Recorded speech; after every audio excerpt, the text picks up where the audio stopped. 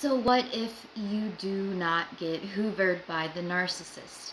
Does it mean that you are bad supply? Well, let me tell you. You, first of all, cannot base your worth off of being good supply versus being bad supply, because that is at the whim of a narcissist, and how a narcissist would be thinking were based on the whims of the narcissist, and at least on the actions of someone who would have probably discarded you. So, first and foremost, we must remember that the narcissist discard or their abandonment had absolutely nothing to do with you. Your self-image and recovery has absolutely nothing to do with the narcissist or their opinions about you.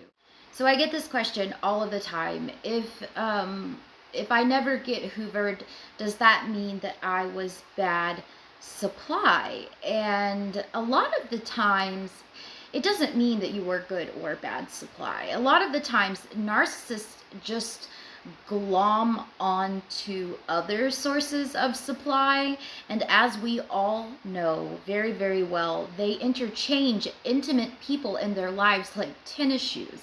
So to follow that analogy, it is not as if those old tennis shoes were good, worked well, were stylish, shiny when new.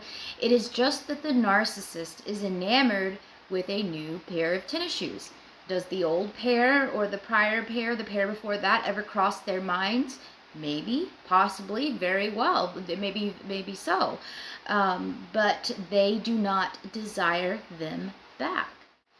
Surely you know that you should be more important to other people in your relationship than that. And yes, it hurts to think that you have been replaced, but when you realize that you are as you realize that you, as the empathetic, struggling to make sense of the situation and recover from the situation, move on and heal from the loss, you are completely different from the narcissist. You are fundamentally different from the narcissist. And until you finally find comfort in the knowledge that what you are going through is more normal, is a healthy, normal human response to trauma and abuse. And after so many years, most close relationships gel. Something intrinsic of value, worth more than money or a roll in the hay, that develops. And normal people understand that these close relationships should be cherished and protected, and narcissists do not. So think about it. Your family, your friends, long-term co-workers, and you put these people in a very special place in your heart. Your former narcissist partner, yeah, they don't get that. They don't think like that, and it's not your fault. And it's not your fault that they never developed that fundamental way of thinking. And they're hoovering, it should not be on your radar, but it's totally normal for it to be on your radar. We all go through this. So the sooner you realize this, the happier you will definitely be. One of the greatest things that you can do in life is be a bad source of narcissistic supply. If a narcissist regards you as a waste of time, it means you are at least doing one thing right with your life, and you should be proud. Congratulations, and a job well done.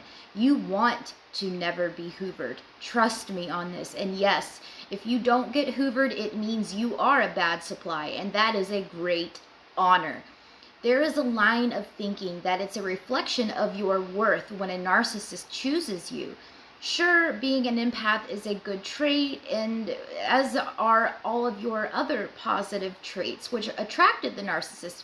But being thought of as somebody who is easily exploited and crushed by a narcissist is not an honor, and that's what good supply truly is. And on the contrary, Being thought of as useless by these vampires is a real, true honor.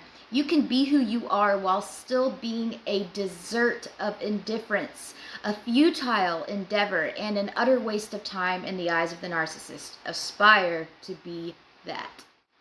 Hey guys, if you would like to donate to the cause, Narcissistic Abuse 101, click the PayPal link in my bio. And to those of you who have already donated, thank you so much.